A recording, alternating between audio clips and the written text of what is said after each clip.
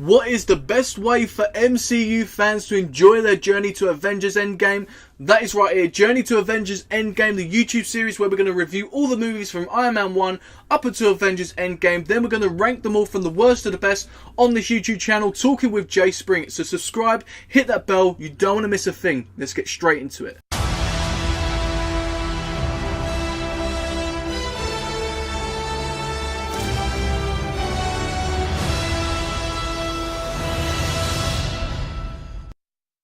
Hello everyone, welcome to the channel, Talking with Jay Spring. I'm your host Jay, giving you a video on the channel today. We are continuing our journey to Avengers Endgame with the next movie review for The Avengers. This is the 2012 first movie called The Avengers. We're going to go through it, review it, give it a rate, and I want you to leave your comments down below what you think of the movie, what you think of this YouTube series, and also MCU related stuff. Let's just get into a conversation down below.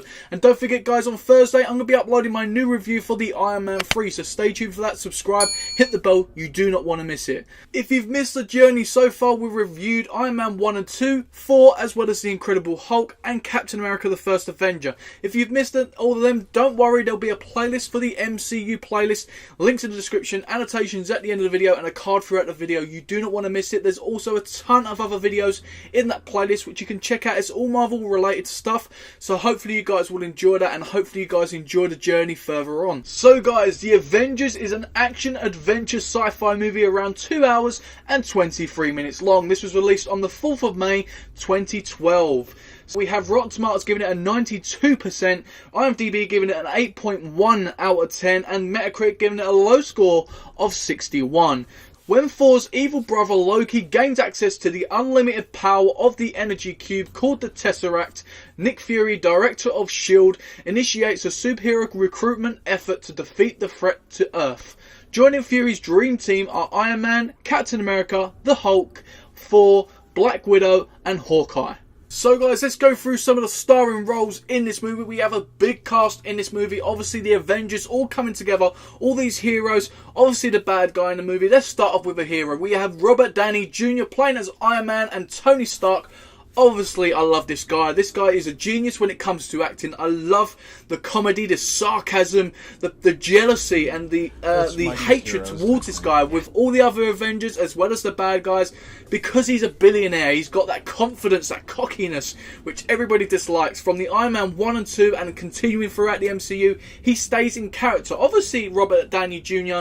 really does a great performance out throughout this movie. He really showed how well of an actor he is and how much we need Iron Man in the Avengers. He's so crucial to that team, as well as I can't imagine Iron Man without Robert Downey Jr. This guy just lives and breathes the character perfectly. He just really takes it to a whole new level, and I think a lot of the people around him just really perform a lot better when Robert Downey Jr. is on the screen. Next up we have Chris Evans playing as Steve Rogers and Captain America. The thing is, with Chris Evans in this movie, I really enjoyed it a lot more because you got to see a lot more of Captain America in this movie compared to the first Avenger. I really did enjoy his role in this. I really think he took sort of that second lead, if you'd like to add, because Iron Man really likes to take the lead. I think he sort of joined together with him at the end of the movie. Obviously, they had their great confrontation through this movie. Some really great quotes in there. Some really great confrontations between all the heroes as well as the villains as well. It was great. And I think this movie was well planned out when it comes to that sort of thing. But Chris Evans really added something to this cast. Really added something to this movie with all these people coming together. He really just showed how good as Captain America and Steve Rogers he really is. Next up we have Tom Hiddleston playing as Loki. Now, coming from Thor, we also continue the story from there as well. I really like that Loki's still out for revenge and he's jealous of Thor's relationship with Odin. He's looking to be a king on Earth rather than up there because obviously he ain't getting up there. It's all about Thor. So he's jealous. He wants to basically take over the world. Obviously knowing that Thor's supposedly lover is down there, obviously, and I think that's another reason why he done it. I really did enjoy the rivalry between Loki and all of the superheroes in this movie because he really had a crucial part with all of them. Obviously, I love the part where he obviously gets Hawkeye and manipulates him and stuff like that. I think that's really good and really well thought out from them. And he just really was one step ahead throughout the movie until it got to the end where they all came together.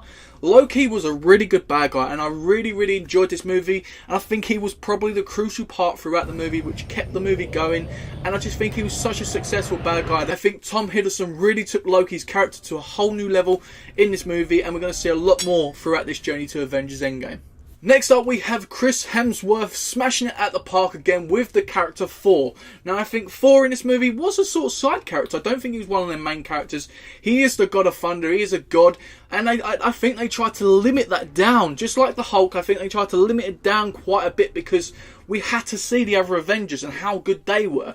I think I like that as well because, let's be honest, Thor is probably the most powerful one out of all of these. Even his confrontation with Hulk was amazing, and you got to really see they're both so powerful. Really get to feel for Thor in this movie as well, because he really is sort of embarrassed as well as upset because of what Loki is doing. He really believes Loki is and can be a good person. He really tries to defend him as much as he can throughout the movie, but what Loki does throughout this movie, Thor has to take action. And I really did like Chris's performance in this. He continues from the Thor movie to impress me, and throughout the MCU he's just only going to get better. That's the good thing about most of this cast. Next up, we have Mark Ruffalo playing as Bruce Banner and the Hulk. Now, Mark Ruffalo, for the first half of the movie, well, 3/4 of the movie, he was pretty much Bruce Banner. Now, I've also said on my Incredible Hulk review, I don't really like Mark Ruffalo as Bruce Banner. I prefer the original Bruce Banner, which was obviously in 2010, if I remember rightly. I really did enjoy his role as Bruce Banner more. I prefer Mark Ruffalo as the Hulk, though. I think him as a Hulk is just unbelievable. I think he just looks better as the Hulk, and I think he was a better Hulk. I think even in this movie, I think the Hulk was more used correctly than it was in the Incredible Hulk movie. I really did enjoy Hulk's storyline in this. Obviously, the story being Hulk getting angry up on S.H.I.E.L.D's ship or plane or whatever it was, to basically, it was a distraction for Loki to escape pretty much. I like that story, and I like when Hulk was used at the end, completely Hulk smash. It's smashing things together. I just really did enjoy this film as a whole. Next up, we have Scarlett Johansson playing as Natasha/Black Widow. Now, Black Widow in this movie, I was sort of disappointed. I like what they did. They showed a more emotional side for Scarlett. Obviously, a connection with Hawkeye in this movie, as well as Bruce and Hulk, was really well played off. I really did like that she was sort of confident when she faced Loki, when they was actually having their chat. But I just didn't like the Black Widow we see. Now, if you remember what we see in the Iron Man 2, I believe, we see a really, really good Black Widow in that movie. She was very confident and very badass in that movie. And that's what I missed. I'm hoping in the future we see a lot more of that side of Black Widow. I'm looking forward to seeing, apparently, the Black Widow movie being made and produced and released. I'm so looking forward to seeing that because it's so overdue.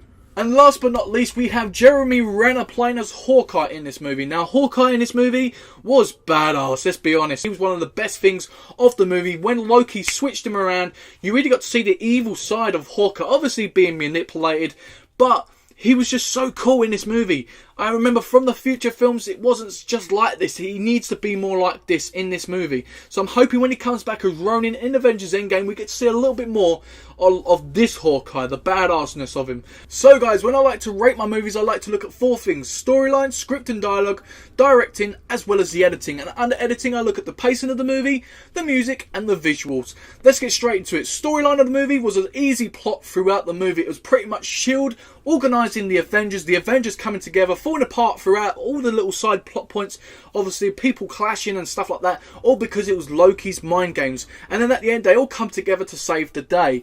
Obviously, there was other plot points throughout the movie, but it was easy to follow, really enjoyable. And if I'm perfectly honest, this so far is probably one of the best films in the MCU so far from what we've seen. I really enjoyed this whole story, all of them coming together. Really, it didn't feel crammed. I think the story was well thought out. Next up, we have the script and the dialogue. I really have to put a lot of praise to the script and the dialogue. It didn't feel cheesy when they came together. It felt like each character was what they were in their own movies and how you would imagine them. I really did like the conversations. You had obviously the cocky side of Iron Man go against the hero type of Chris Evans as Captain America. You really, really felt each character. They didn't change them. Apart from obviously Black Widow in the movie, as I mentioned, I felt like they changed her a little bit. Not all bad, but I think she was the only one that was really changed. I think Loki, you got to see a more evil side of, and you felt it in the script and the dialogue. Really well, good props towards the script and the dialogue. Next up, we have the directing. Now, the directing in this movie was outstanding. I really did enjoy this movie as a whole. The vision of the Avengers was perfectly executed, in my personal opinion. I don't think they could have done anything else for a first movie to bring all these actors and actresses together, all these heroes, to save the day with a masterpiece of a villain as well. I think they've done so well, and the director really deserves a pat on the back. Last but not least, we have the editing. The pacing of the movie was a mixture throughout. We had the slow parts, the build. Obviously, people finding out things about S.H.I.E.L.D., which was the slow parts. Obviously, you had them all coming together, which was building up. Then you had them actually fighting, all the action scenes. This was a really well-paced movie throughout the film. Have the music as well was great throughout. Obviously, the Avengers theme song sticks in your head no matter what. I've got it on my intro. I love that theme song. The Avengers theme song is pretty much my favourite theme song from a movie, if I'm perfectly honest with you. The visuals. Now, the visuals from 2010 to now has massively improved. We got to see that in the Avengers. There was a few little things which I could see, maybe CGI, which they could have improved on nowadays, which they pretty much have. But this movie, for the first movie of the Avenger, I think it was just outstanding. I have nothing to fault with this movie. So in my rating system, guys, it's either really bad, good, or totally awesome. And so far, fingers crossed, I haven't had a bad movie. Let's not even double think this. This is not going to be a bad or a really bad movie, let's be honest. I'm going to give it my official rating. My official rating of this movie is going to be an 8.5 out of 10. That makes this movie totally awesome. I really did enjoy this movie from the beginning to the end. I think there could be some improvements, maybe little tweaks, but I don't think there is a lot of big improvements with this movie. I think they executed what they needed to do from point A to point B. All the superheroes coming together in this movie was great. All of them clashing, all of them working together. This was a badass movie. We got some really badass action sequences. We got some really good storytelling, a really good bad guy, and assistance for the bad guys. Well, I think they've done a very good job with this movie. So guys, that is my official rating, 8.5 out of 10 for the Avengers. Hopefully you guys enjoyed this review. If you did enjoy this movie review, smash that thumbs up, comment your thoughts down below, and don't forget to subscribe and hit that bell to join me on the journey to Avengers Endgame. We got a lot more stuff coming up. Like Thursday, we have obviously the Iron Man 3 review coming up as well, so you don't want to miss that. Stay tuned, guys. I've been me, you've been you, and I'll see you next time, guys, on Talking with Jay Springer.